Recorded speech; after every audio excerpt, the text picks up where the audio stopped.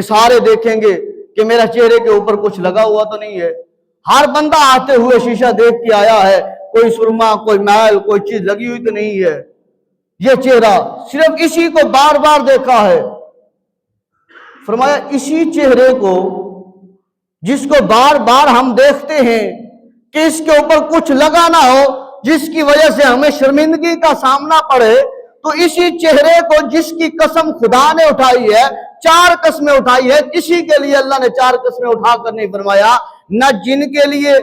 نہ اللہ تبارک و تعالیٰ نے کسی فرشتے کے لیے, نہ کریم خدا نے آسمانوں کے لیے, نہ کریم خدا نے زمین کے لیے, نہ کریم خدا نے بیت اللہ کے لیے, نہ کریم خدا نے اپنے گھر مسجد کے لیے, کسی کے لیے 4 قسمیں اٹھا کر نہیں فرمایا. یہ 4 قسمیں اٹھا کر جو فرمایا ہے یہ اللہ تبارک و تعالیٰ نے تیرے اور میرے لیے فرمایا ہے. 4 قسمیں اٹھا کر کہ انسان میں نے تجھے بڑا حسین بنایا ہے. یہ چہرہ جو اللہ نے آپ بنایا ہے, اسی چہرے کو جب بندہ اللہ کی بارگاہ میں جھکاتا ہے, اسی نیاز جبین کو جب رگڑتا ہے, کہتا ہے اللہ میں گناہوں میں مبتلا رہا, اللہ میں گناہوں میں جو ہے وہ مبتلا رہا, بس اللہ شیطان کی راہوں میں چل پڑا تھا, شیطان کے بہکاوے میں آ گیا تھا, رحمان کو بھول بیٹھا تھا. اے رحمان میں تیری بارگاہ میں آ گیا ہوں, بھولا ہوا تیری بارگاہ میں آ گیا ہوں, بنایا ہوا تو تیرا بندہ ہوں, تو نے مجھے بنایا ہے, سجایا تو تو نے ہے نا,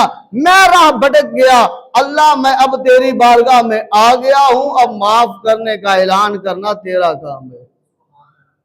فرمایا بندہ زمین سے لے کر آسمان تک سمندر کی جھاگ کے برابر گناہ کر کے آ گیا,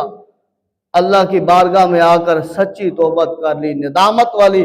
آہو بقا کے ساتھ اس نے اللہ کو اس رات یاد کر لیا, اللہ معاف فرما. فرمایا اللہ تو خود اعلان فرما رہا ہے, اللہ تو خود جو ہے وہ آسمان دنیا پر آ کر فرماتا ہے بندے تم مجھ سے مانگ,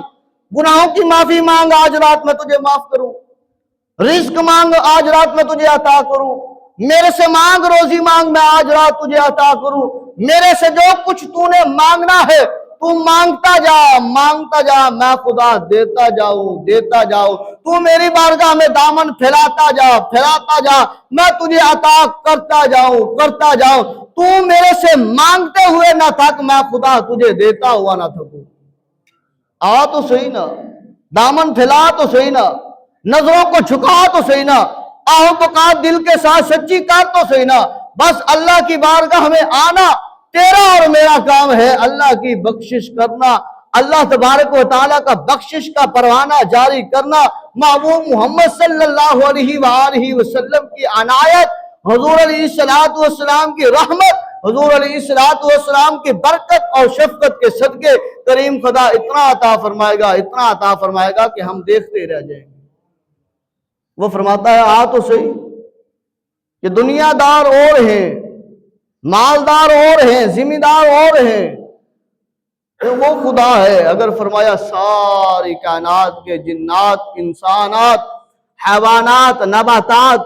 حشرات العاد, ساری کی ساری مخلوقات جب سے اللہ نے کائنات کو بنایا ہے قیامت تک آنے والے سارے کے سارے مل کر اللہ سے مانگے, کریم خدا اتنا انہیں عطا فرمائے, اتنا عطا